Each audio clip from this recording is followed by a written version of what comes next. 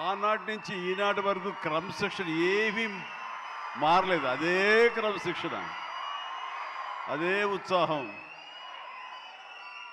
మాట్లాడేవాళ్ళు ఏం మాట్లాడతారు ఇందామంటే కూడా వినపడని అంత గొడవ చేస్తున్నారు మీరు. మీ ఉత్సాహానికి, మీ ప్రోత్సాహానికి మరొకసారి అందరికీ పేరు పేరున నా అభిమానులకు నేను స్వాగతం పలుకుతూ, మీ ఉత్సాహం మమ్మల్ని ఇంత వాణి చేసింది, మా రామ్ చరణ్ ఇంత వాణి చేసింది. సో ముఖ్యంగా మీ అందరికీ నా స్వాగతం పలుకుతూ, ఈ రోజున ఇక్కడికి నేను ఒక అతిథిగా వచ్చిన, ముఖ్యంగా ఒక సీనియర్ నటుడిగా, ఈ సినిమా మీద ప్యాషన్ ఉన్నటువంటి ఒక వ్యక్తిగా, ఈ రోజున ఈ సినిమా ఇంత పెద్ద హిట్ చేసినందుకు ప్రతి ఒక్కరికి యూనిట్తో పాటు నేను కూడా ధన్యవాదాలు తెలియజెప్పాలని వచ్చాను. ఇలాంటి సినిమాలు రావాలి, పరిశ్రమ సుభిక్షంగా ఉండాలి, కళకళలాడుతూ ఉండాలి. దానికోసం ఈ సినిమాని ఇంత పెద్ద హిట్ చేసినటువంటి ఈ సినిమా ఇంత విజయం సాధించినందుకు దోహదపడినటువంటి ప్రతి ఒక్కరికి నేను కూడా బాధ్యతగా నా హృదయపూర్వక ధన్యవాదాలు చెప్పుకోవాల్సిన సమయం ఇది. అండ్ ఈ రోజున ముఖ్యంగా చెప్పాల్సి వస్తే, నేను ఈ సినిమా చూసినప్పుడు ఒక భావోద్వేగానికి లోనయ్యాను. చాలా అరుదైన సినిమాలు కొన్ని ఆ రకమైన ఫీలింగ్ ఇస్తాయి. ఆ సినిమాలో నేను ఒక క్యారెక్టర్ని, ఒక ట్రైబల్స్ యొక్క జీవన విధానాన్ని, వాళ్ళ ఆవేదాన్ని, వాళ్ళ బాధని, వాళ్ళ పోరాటాన్ని ఇన్ని చూడగలిగానే తప్ప ఇదో సినిమా బాగా చేశారు, బాగా యాక్ట్ చేశారు, అద్భుతంగా చిత్రీకరించారు డైరెక్టరు, ప్రొడ్యూసర్ బాగా రిచ్గా చేశారు అన్న భావం పోయింది. కేవలం ఒక ట్రాన్స్లోకి వెళ్ళినటువంటి భావం కలిగింది. ఎన్నో చోట్ల నేను కూడా క్యారెక్టర్తో పాటు క్యారియర్ అయిపోయి ఒక ఉద్వేగానికి లోనయ్యాను. వాళ్ళతో క్యారెక్టర్తో పాటు నేను ఆ బాధను అనుభవించాను. వాళ్ళ పోరాటంలో నేను ఒకనయ్యి ఈ సినిమాలో ట్రావెల్ చేశాను చూస్తున్నంతసేపు. అంటే ఇంత పవర్ఫుల్ సబ్జెక్ట్, ఇంత ఎమోషనల్ సబ్జెక్ట్, ఇంత మోటివేషనల్ సబ్జెక్ట్, ఇంత ఇంటెన్సిటీ ఉన్న సబ్జెక్ట్ని ఎన్నుకొని దాన్ని చరణ్కి తను న్యాయం చేస్తాడని నమ్మినటువంటి వ్యక్తిగా, డైరెక్టర్గా మొట్టమొదటిగా నేను బుచ్చిబాబుని మనస్ఫూర్తిగా సభాముఖంగా నేను నా హృదయపూర్వక అభినందనలు తెలియజేస్తున్నాను. ముఖ్యంగా గాడ్ బ్లెస్. తను విలేజ్లో పెరిగిన వ్యక్తి, విలేజ్లో వాళ్ళ మనస్తత్వాలు తెలిసిన మనిషి. అందుకని ఈ కథ ఒక మట్టి కథ, మట్టి మనుషుల కథ. వాళ్ళ యొక్క ఎమోషన్, భావోద్వేగాలని తను పూర్తిగా నమ్మి అవపోసన పట్టిన వాడు కాబట్టి దాన్ని ఇంత అత్యద్భుతంగా ఈ తెర మీదకి ఎక్కించగలిగాడు, మనల్ని ఇన్వాల్వ్ చేయగలిగాడు. అందులో నాలాంటి వాడు సైతం సినిమాని డిసెక్ట్ చేస్తూ చూస్తుంటారే ఆ భావం పోయింది. సినిమాలు ఇన్వాల్వ్ అయిపోయాను అనమాట. దానికి ప్రధానంగా దీన్ని ఆ ట్రావెల్ చేయడానికి దోహదపడడానికి ఒక గట్స్ కావాలి, ఒక కన్విక్షన్ కావాలి. దానికోసం మన అన్ని రకాలుగా ఈ సినిమాకి న్యాయం చేసినటువంటి కథకుడుగా అవని, డైరెక్టర్గా కానీ బుచ్చిబాబు 100% న్యాయం చేశాడు. అండ్ ఇలాంటి బుచ్చిబాబు లాంటి శిష్యుల్ని చేరదీసి వాళ్ళలో ఉండేటటువంటి టాలెంట్ని సానబట్టి ఈ సానా బుచ్చిబాబుని మన అందరికీ గిఫ్ట్గా వదిలిన మా సుకుమార్ మాస్టర్ గారిని మనస్ఫూర్తిగా నేను అభినందించకుండా ఉండలేకపోతున్నాను. నిజంగా ఇలాంటి మట్టిలో మాణిక్యాల్ని వెలికి తీసేటువంటి ఒక దార్శనికుడు, ఒక ఫ్యూచర్లో ఇలాంటి వాళ్ళు ఇండస్ట్రీకి రావాలి అంటూ అలాంటి వాళ్ళకి అవకాశం కల్పించేటువంటి సుకుమార్ని నేను ఈ సందర్భంగా మనస్ఫూర్తిగా నేను అభినందించాల్సి ఉంది. Thank you Sukumar. అలాంటి శిష్యులు మాకు అప్పగా ఇండస్ట్రీకి అవసరం. అండ్ ఇక ఈ సినిమాలో ప్రధానంగా ఇలాంటి సినిమాలు చిత్రీకరించాలంటే కనుక ఎంత డబ్బు అవుతుంది, ఏంటి బడ్జెట్ ఎంత, ఏంటి, దేనికి నెరవకుండా ఒక సినిమా తీయాలి. రామ్ చరణ్ నాకు చేస్తాను, నన్ను ప్రొడ్యూసర్ చేస్తాను, ప్రొడ్యూసర్గా నాకు సినిమాలు ఇస్తానని ఆయన రంగస్థలం టైంలో మాట ఇచ్చాడు సార్. దాన్ని నిలబెట్టుకుంటూ మళ్ళీ నాకు ఈ అవకాశం కల్పించాడు. కాబట్టి రామ్ చరణ్ గారు నా మీద పెట్టుకున్న నమ్మకానికి నేను దీన్ని ఎంతైనా సరే డైరెక్టర్ యొక్క విజన్ మేరకు దీన్ని నేను ప్రజల ప్రేక్షకుల యొక్క దీన్ని మనల్ని పొందేందుకు కానీ నేను సర్వశక్తులు వడ్డీ నేను మొత్తం ధారపోసి సినిమాను అత్యద్భుతంగా తీస్తానని ఆ గట్స్ ఉన్నటువంటి నిర్మాత సతీష్ కిల్లారు. ఆయనకి మనస్ఫూర్తిగా నేను అభినందించాలి. ఎందుకంటే దీంట్లో ఎన్నో కష్టాలు వస్తాయి, ఎన్నో బాధలు వస్తాయి. ఫైనాన్షియల్గా వయబుల్ అవ్వచ్చు, కాకపోవచ్చు, డబ్బులు మిగలచ్చు, మిగలకపోవచ్చు, లాభాలు రావచ్చు, రాకపోవచ్చు, ఏమి కాదు. ఒక అత్యద్భుతమైన కథ. ఈ కథకి నిర్మాత అనిపించుకోవడం అంటే నాకు కావాల్సింది ఏముంది అంటూ ఆయన ఈ కథను నమ్మారు. అంత మంచి పేరు వచ్చింది దీనికి. కాబట్టి ఈ సందర్భంగా దీని వెనకల వెన్నుదన్నుగా నిలబడ్డటువంటి కిలార్ సతీష్ గారికి కూడా నా అభినందన తెలియజేస్తున్నాను. ఇక రామ్ చరణ్ మిగతా విషయాలు మాట్లాడబోండి. రామ్ గురించి మాట్లాడాల్సి వస్తే ఎవరికైనా ఏమనిపిస్తుందంటే బిడ్డ గురించి మాట్లాడుతుంటే అది ఆయుక్షీణం అంటారు. బిడ్డ గురించి మాట్లాడమంటే కనుక నా గురించి నేను మాట్లాడినట్లుగా ఉంటుంది అనుకుంటారు. అవన్నీ పక్కన పెడితే ఒక తోటి నటుడుగా ఈ ఇండస్ట్రీలో ఒక సీనియర్ యాక్టర్గా ఇలాంటి ఇంటెన్సిటీ, ఇలాంటి ఇన్వాల్వ్మెంట్ తోటి, ఇంత హై యాక్షన్ తోటి, డ్యాన్సులతోటి, ఎమోషనల్ సీన్స్ తోటి అన్ని రకాలుగా, అంటే ఒక ఆర్టిస్ట్కి ఎన్ని రకాల కోణాలు ఉండాలి, అన్ని కోణాలను పరిపక్వత సాధించి దాన్ని 100% బియాండ్ 100% తెర మీద చూపించేటువంటి చరణ్ నేను మనస్ఫూర్తిగా అభినందిస్తున్నాను. ఒక తండ్రిగా గర్వపడుతున్నాను.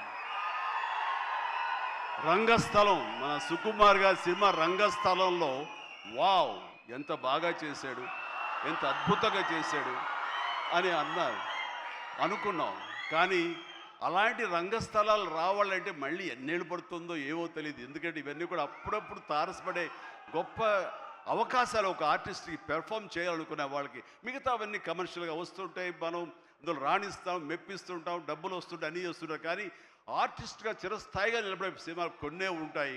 అందులో రాజమౌళి సినిమా మగధీర కానివ్వండి, ఆర్ఆర్ సినిమాలు కానివ్వండి, సుకుమార్ రంగస్థలం కానివ్వండి, ఇంత త్వరగా ఒక 3-4 ఇయర్స్ గ్యాప్లో మళ్ళీ ఇలాంటి లాంటి సినిమా వస్తుందని నేను ఊహించలేదు.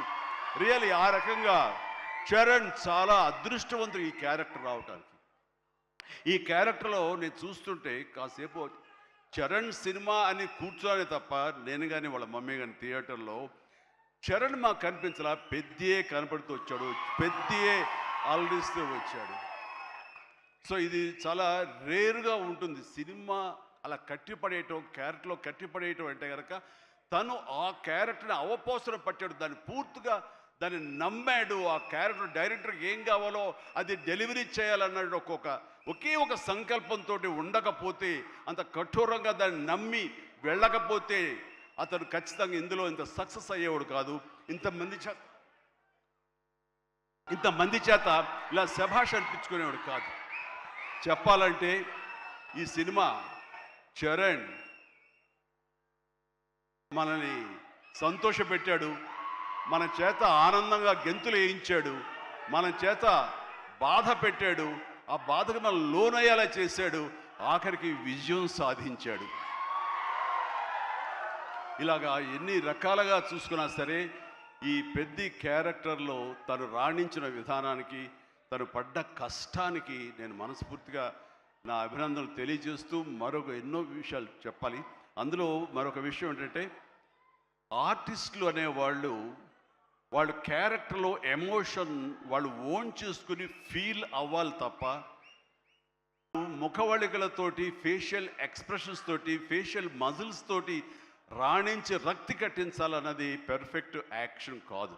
చాలామంది గొప్ప యాక్టర్లు ఉంటారు, వాళ్ళందరూ కూడా వాళ్ళు తెర మీద బాధపడుతూ మనల్ని బాధ పెడతారు. కానీ లోపల ఉన్న ఫీల్ని వాళ్ళు ఫీల్ అవుతూ తన మనసు లోపల అంతర్గతంగా ఏమి ఫీల్ అవుతాడో దాని కళ్ళ ద్వారా మాత్రమే చూపిస్తూ మనల్ని కంటదరి పెట్టించే విధంగా చేశాడే, అది పరిపూర్ణమైనటువంటి నటన, పరిపక్వత ఉన్నటువంటి నటన. ఈ రోజున రామ్ చరణ్లో పరిపూర్ణత, పరిపక్వతను నేను 100% నేను సాటిస్ఫై అయ్యే విధంగా చేయగలిగాడు. మీరందరూ కూడా ఆశీస్సులు అందించే విధంగా, దాన్ని ఆమోదించే విధంగా ఈ రోజున తెర మీదకి కనిపించిందంటే కనుక అది దాన్ని మనస్ఫూర్తిగా ప్రతి ఒక్కళ్ళం అభినందించాల్సినటువంటి ఇది. ఇక సినిమాని మనసుతోటి ఎలా ఫీల్ అయ్యి చేశాడో అది అలా ఎగ్జిబిట్ అయింది కాబట్టి మన మనసును తాకాడు. అది పక్కన పెడితే ఏ రకంగా బాడీ ట్రాన్స్ఫార్మ్ అయ్యాడు. ఒక్క నిమిషం ఆగండి, మీరు బాధ్యతగా వినండి. నేను చెప్పే విషయాలు మీ అందరూ కూడా మోటివేట్ చేసే విషయాలు, అందుకనే మీరు క్రమశిక్షణతో ఉండండి. Thank you very much. Please ఒక నిమిషం. మీరు ప్రతి వాళ్ళకి ఒక ధ్యేయం ఉండాలి. ఆ ధ్యేయంని మనం ఓన్ చేసుకోవాలి. ఆ గోల్ వైపు వెళ్ళేందుకు ఫిజికల్ కష్టం అయినా సరే ఎలా పడాలంటాలో, ఈ రోజున ఒక స్టార్ కొడుకు గోల్డెన్ స్పూన్తో పుట్టాడు. చరణ్కి అవసరం లేదు, డైరెక్టర్ ఏం చెప్పాడు అది మెకానికల్గా చేసి వెళ్ళిపోతే ఇదే సినిమా ఇదే హిట్ అవుతుంది, ఇంతే అవుతుందేమో తెలియదు, కానీ దాన్ని మించి అయ్యింది. బియాండ్ 100% అయింది అంటే కనుక చరణ్ వన్ మ్యాన్ షో అంటున్నాడన్న. మీరందరి చేత నేషనల్ అవార్డు వస్తుంది. నేషనల్ అవార్డు విన్నింగ్ పెర్ఫార్మెన్స్ అంటున్నారంటే అవార్డు రానివ్వండి రాకపోనివ్వండి అది పెద్ద సమస్య కాదు. ఈ రోజున రంగస్థలాన్ని కూడా రావాలని నాతో సుకుమార్ గారు ఎన్నోసార్లు అన్నారు. ఇది అవార్డు విన్నింగ్ పెర్ఫార్మెన్స్ అని అంత బాగా చేశాడు మన చరణ్ అంటూ. అంటే అవార్డు రావాల్సిన అవసరం లేదు. అవార్డు రావడం ఎన్నో దారులు ఉంటాయి, రావచ్చు రాకపోవచ్చు. బట్ ప్రజల మనుషుల్లో ఎంత అత్యుత్తమ నటన ఇచ్చాడన్నారే, దాని మించిన అవార్డు ఇంకోటి ఉండదు అనేది నేను ప్రగాఢంగా నమ్మిన విషయం. కాబట్టి చరణ్ వాళ్ళందరూ ఒక way of expression award winning performance అంటుంటే కనుక థ్యాంక్ యూ సో మచ్ అనుకోవాలి. కానీ ఈ సినిమాలో తన బాడీగా ట్రాన్స్ఫార్మ్ అయ్యింది. నేను ఎవ్రీ డే ఇంట్లో చూసేవాడిని. ఎర్లీ మార్నింగ్ లెగిచి ఎక్సర్సైజ్ చేసి క్రమం తప్పకుండా ఎక్సర్సైజ్ చేసి మళ్ళీ పగలంతా ఇక్కడ యాక్షన్ సీక్వెన్స్లో పాల్గొని అలిసిపోయి ఇంటికి వచ్చి స్నానం చేయకుండా మొహం గడుక్కుని ఒక సూప్ తాగి కొంచెం ఎనర్జీ గెయిన్ అయిన తర్వాత మళ్ళీ 9 to 10 ఈవినింగ్ మళ్ళీ ఎక్సర్సైజ్ చేసేవాడు. నేను అన్నాను, అవసరమా ఇది ఇలా చేస్తున్నాడు వీడు, అవసరమా అంటే లేదు, రేపు మార్నింగ్ మళ్ళీ ఫ్రెష్గా ఉండాలి, బాడీ లేకపోతే సహకరించదు, రేపు పొద్దున మళ్ళీ యాక్షన్ సీక్వెన్స్లు ఉన్నాయి, ఈ రెజ్లింగ్ ఉంది నాకు అది ఇది అని చెప్తుంటే కనుక వాళ్ళ అమ్మ చాలా బాధపడిపోతుంటుంది. కానీ నాకైతే మాత్రం శబాష్, కష్టాన్ని నమ్ముకున్నాడు, నాకేంట్లే అనే ధోరణిలో లేడు. నేను మనస్ఫూర్తిగా అంతరాలలో మనసుల్లో నేను తన్ని చాలా ఎప్రిషియేట్ చేస్తూనే ఉండేవాడిని. ఒకరోజు సడన్గా ఫోన్ కాల్ వచ్చింది. బాబుకి చరణ్కి ఒక దెబ్బ తగిలింది సార్, గబుని హాస్పిటల్కి తీసుకెళ్ళి. అనగానే ఎలా ఉంటుంది, ఏం దెబ్బ తగిలింది, ఎంత తగిలింది, ఎంత ఇదేంటి, ఈ యాక్షన్ సీక్వెన్స్ అంటున్నాడు మాకు తెలుసు అనేసరికి ఏం దెబ్బ తగిలింది సార్, మీకు ఫోటో పంపిస్తానని ఫోటో పంపించారు. ఫుల్ ఈ కన్ను కన్నంత ఎర్రగా అయిపోయి కిందంతా రక్తధారతో వస్తే ఆ స్టిల్ చూసిన తర్వాత కన్నుకి ఏమైనా అయిందా, కన్నే పోయిందా అనే భావంతో కంగారు పడిపోయాం.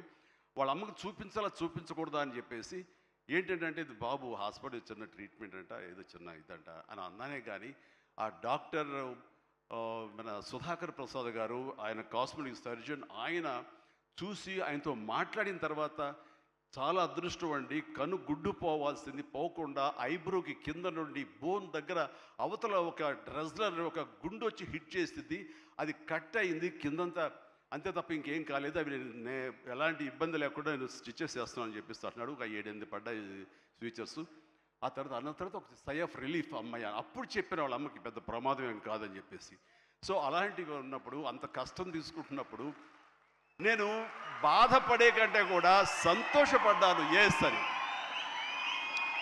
ఇలాగా ఇది జరుగుతున్నప్పుడు నాకు ఒక పాత ఇన్సిడెంట్ ఒకటి గుర్తుకొచ్చింది.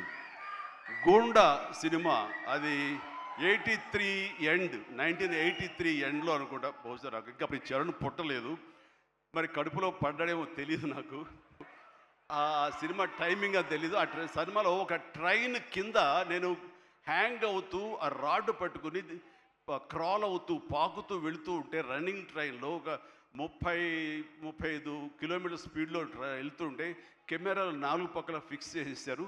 అలా చేసుకుంటూ వెళ్ళిన తర్వాత అక్కడ మా నాన్నగారు ఉన్నారు. ఆయన అప్పుడప్పుడు నా షూటింగ్స్కి వస్తుండేవారు రాజమండ్రి అటు వెళ్ళినప్పుడు.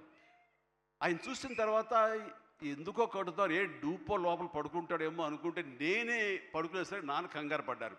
ఒక 2 కిలోమీటర్ల తర్వాత బండి ఆగింది. అక్కడి నుంచి మళ్ళీ తిరిగి వెనక్కి వచ్చేసరికి నాన్న కంగారుగా ఇంత కష్టం పడాలా, నువ్వు ఇలా చెయ్యాలా, ఇలాంటి షార్ట్లు డూప్లు ఉంటారు కదా, నువ్వెందుకు వెళ్ళాలి, ట్రైన్ కింద నువ్వు దూరటం ఏంటి, వెళ్ళటం ఏంటి, ఒక 3 ఇంచెస్ కిందకి వెళ్తే కంకర్రాళ్ళు తగులుతుంటాయి కదా, ఏమైపోతావు అని చెప్పేసరికి, నాన్న ఇలాంటి చేయకపోతే కనుక మరి నా అభిమానులు ఎలాగా ఆనందపడతారు, వాళ్ళని అలరించడం కోసం నేను చెయ్యాలి, మీరు ఇలాంటివి చెప్పి నన్ను డిసప్పాయింట్ చేయకండి, మీకు తెలియదు, ఊరుకోండి, ఏం పర్లేదు, ఏం కాదు, అన్ని రకం జాగ్రత్తగా ఉన్నాం కదా అంటే, ఇప్పుడున్నంత సేఫ్టీ హార్నెస్లు కానీ సేఫ్టీ ప్రికాషన్స్ కానీ ఆ రోజులు లేవు. మన చేతి బలంతో హ్యాంగ్ అవుతూ వెళ్ళాలి.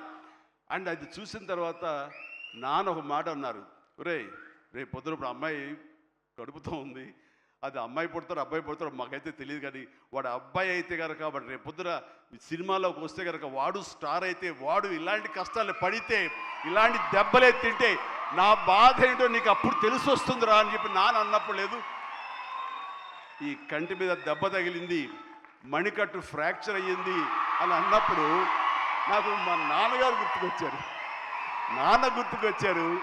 ఆయన ఆ రోజే అన్నారు, ఆయన నోటి వాక్యం, ఆయన నోటి ఇది, ఆయన బాధతోటి ఉద్వేగంతో అన్నా సరే, ఈ రోజున నా బిడ్డ కష్టానికి ప్రతీక, ఏది ఈజీగా రాదు, nothing is short cut, nothing comes, అడ్డదారులు ఏది రాదు, ఆ కష్టపడితేనే వస్తుంది. ఎస్, అలా కష్టపడ్డాడు, ఈ సినిమాకి అంత మన్నలను పొందారు మీరందరి చేత. ఈ రోజున పెద్దియే అనిపించుకుంటున్నాడు, రామ్ చరణ్ కాదు అనేలాగా ఉంది అంటే కనుక అది చాలు, ఆ బిడ్డకు ఆశీస్సులు మీ అందరి నుంచి.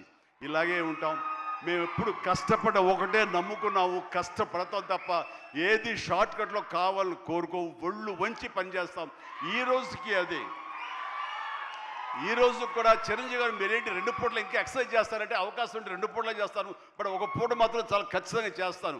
ఇద్దరం జిమ్లో ఒకరు పోటీ పడుతుంటాం అనమాట. మరి సరదాగా పర్సనల్ విషయాలు మీతో నేను షేర్ చేసుకోవడం ఆనందంగా ఉంది. అండ్ చరణ్ ఈ సినిమాలో తను నటించలేదు, జీవించాడు. అందుకనే ఇంకా చిరంజీవి కాదు, తను చరణ్ జీవి అని మీ నుంచి వచ్చిన మాట ఇది.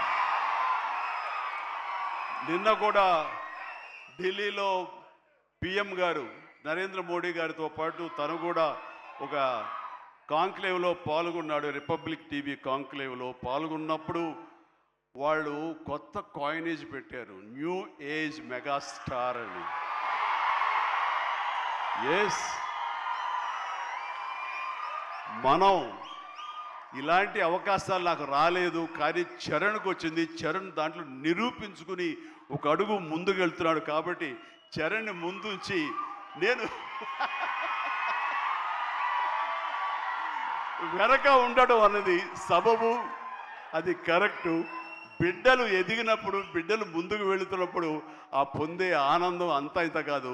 సో ఈ రోజున ఈ పెద్ది తర్వాత రంగస్థలంలో కొంతవరకు, ఇప్పుడు ఈ పెద్ది తర్వాత పుత్రోత్సాహం అనేది 100% నేను ఫీల్ అవుతున్నాను.